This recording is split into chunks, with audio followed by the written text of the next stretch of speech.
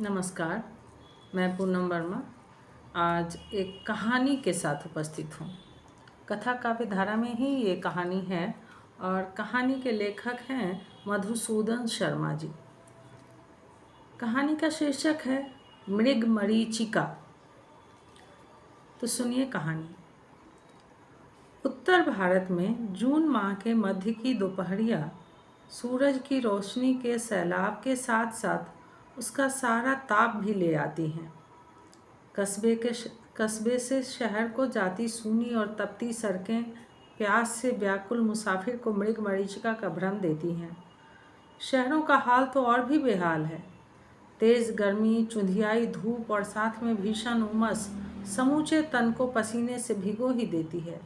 साथ में मन भी बेचैन हो उठता है। किंतु कुछ ही दिनों बाद होने वाली सुधा पावस के आगमन की कल्पना उसे भिगोए रखती है। बाहर की तीखी धूप और जला देने वाली गर्मी से बेखबर अदिति क्षीर सागर के ठंडे और नीम अंधेरे में डूबे डाइनिंग हॉल में चिंता में निमग्न बैठी थी। उसने फिर से मोबाइल ऑन किया। 3 बज चुके थे। यहाँ आए लगभग 1.25 घंटा हो चुका है। अंश का अभी तक कोई अता पता नहीं। उसका मोबाइल भी नेटवर्क कवरेज से बाहर आ रहा है। अनजानी आशंकाओं से अदिति का दिल धड़क उठा। एक ही कंपनी में कार्यरत अंश और अदिति के मध्य पहले दोस्ती हुई, फिर नज़दीकियां बढ़ने लगी, जो धीरे धीरे कब प्यार में बदल गईं, दोनों को पता ही नहीं चला। एक संपन्न परिवार से ताल्लुक़ रखने वाला हंसमुख और खुशमिजाज अंश दिखने में भी कम हैंडसम नहीं था। अदिति के जीवन साथी की सारी कल्पनाओं पर खरा उतरता था। बस एक ही तो कमी थी उसमें, लेकिन वह कमी भी शादी के बाद अदिति दूर कर देगी, ऐसा उसे विश्वास था। आज का दिन, समय और स्थान अंश ने ही चुना था। आज उन्हें अपने रिश्ते पर आखिरी मुहर लगानी थी। पारिवारिक सहमति तो पहले ही मिल चुकी थी, लेकिन अंश अभी भी क्यों नहीं आया? उसका मोबाइल भी नहीं लग रहा, कोई मैसेज भी नहीं है। अदिति कॉफ़ी के दूसरे कप का सिप लेती हुई फिर से अनहोनी की आशंकाओं के विस्तीर्ण समंदर में डूब गई। उफ, बाहर कितनी ह्यूमिडिटी है। यहाँ आकर चैन मिला है। ऊब और परेशानी में डूबे पुरुष स्वर को सुन चिंतित और आशंकाओं में निमग्न अदिति का ध्यान बगल की टेबल पर आकर बैठकर साइड में शॉपिंग बैग्स रखते हुए उस अधेड़ जोड़े की ओर गया। कितना अंधेरा है यहाँ, हाथ को हाथ नहीं सूझ रहा। न जाने यह लोग रेस्तरां की अधिकतर बत्तियां बुझाकर क्यों रखते हैं। महिला स्वर में शिकायत थी। पुरुष हंसा। इतना महंगा रेस्तरां तेरे मेरे जैसे शॉपिंग से थके शादीशुदा लोगों के लिए नहीं होता। यहाँ आने वाले जोड़ों को अंधेरे की ही दरकार होती है। वह सब तो ठीक है, पहले ये बताओ तुमने पेमेंट के लिए मेरा क्रेडिट कार्ड क्यों यूज़ किया? गुस्से में सना सवाल उछाला गया। मेरे कार्ड की लिमिट खत्म हो गई है ना, इसलिए। सवाल को बेहद शांति से पुरुष ने लपक लिया और ठंडे बस्ते में डाल दिया। कुछ दिन पहले ही मैंने तुम्हारे अकाउंट में वेंडर के पेमेंट के लिए 2 लाख रुपए डाले थे, जो तुमने अभी तक नहीं किया। तुमने वे रुपये खर्च कर दिए और क्रेडिट कार्ड की लिमिट भी खत्म कर दी। कहाँ गए इतने पैसे? महिला भड़क कर कुर्सी से खड़ी हो गई। Relax baby relax. रुपया तो खर्च करने के लिए होता है ना, तो खर्च हो गया। लेकिन कहाँ खर्च किया इतने रुपये? महिला स्वर में आई तेजी ने आसपास की टेबलों का ध्यान भी आकर्षित कर लिया था। अब तक सर झुकाए वार्तालाप सुनती अदिति ने भी उन दोनों को की ओर देखना शुरू कर दिया। सुनो, यहाँ तमाशा मत बनाओ, घर चलकर शांति से बात करेंगे। पुरुष स्वर सख्त हो उठा था। घर को तुमने घर छोड़ा ही कहाँ है? कोई कामकाज तुमसे होता नहीं। बुटीक के भरोसे बड़ी मुश्किल से मैं घर को चलाती हूँ। सारी मेहनत मैं करती हूँ। तुम्हारे जिम में सिर्फ वेंडर्स का पेमेंट छोड़ा है।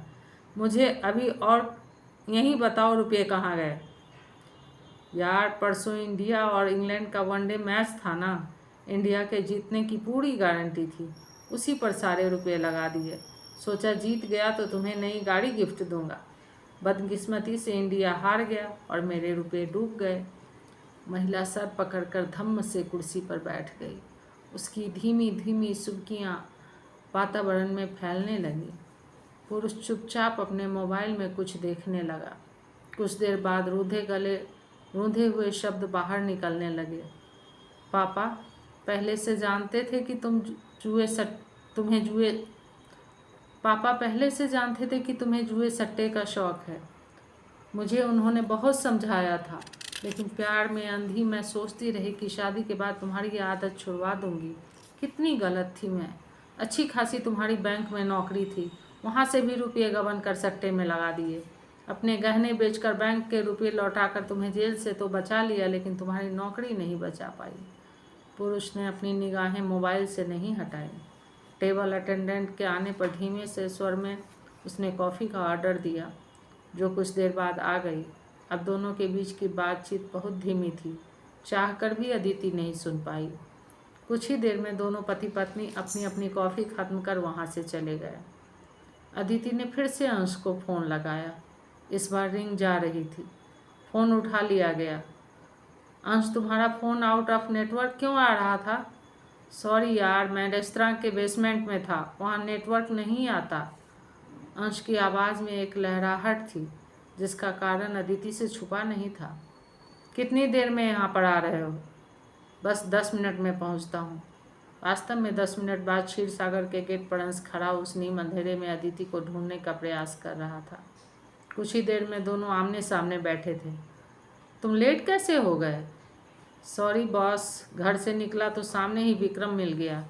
उसके साथ 2 पुराने दोस्त और भी थे, वे माने नहीं और मुझे अपने साथ परफेक्शन में ले गए, जहाँ थोड़ी बियर पीनी पड़ी। तुम्हें पता है कि तुम्हारा यह शौक़ मुझे बिल्कुल पसंद नहीं। मेरा कज़न सिर्फ इसी शौक़ के कारण एक्सीडेंट होकर मौत का शिकार हुआ है। सॉरी सॉरी सॉरी, मैंने तुम्हें विश्वास दिलाया तो है कि मैं शादी के बाद यह पूरी तरह छोड़ दूंगा। अदिति की आंखों में अविश्वास था। कोई बात नहीं, लेकिन तुम आज बात करने के काबिल नहीं बचे हो। फिर कभी बैठकर बात करते हैं। कहते हुए अदिति ने अपना पर्स उठाया, काउंटर पर पेमेंट किया और बाहर निकल गई। अंश उसके पीछे पीछे आया, लेकिन तब तक वह अपनी स्कूटी उठा बिना पीछे देखे जा चुकी थी। अब उसका सर दुख रहा था। वह कुछ ही दूर पर स्थित शीश महल में चली गई। पास के टेबल पर एक आंटी और एक लड़की बैठे थे। कभी भी यह मत सोचना कि तुम्हारा बॉयफ्रेंड अपनी आदतें बदल लेगा। नहीं आंटी, उसने मुझे प्रॉमिस किया है, शादी के बाद वह सब हरकतें बंद कर देगा। मैं तुम्हें अपने अनुभव से समझा रही हूँ।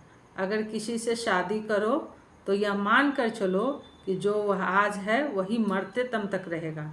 अगर तू उसे आज की स्थिति में सहन कर सकती हो तो ही शादी करना। आंटी, मैं उसे सुधार दूंगी।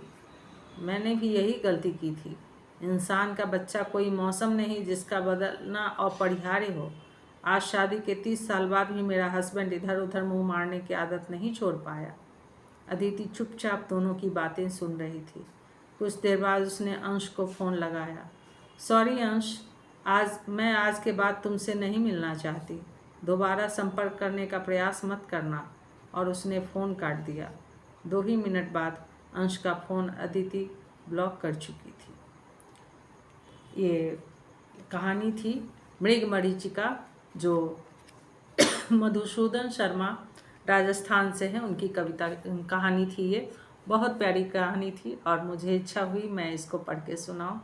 कैसी लगी आप लोगों को बताइएगा। धन्यवाद।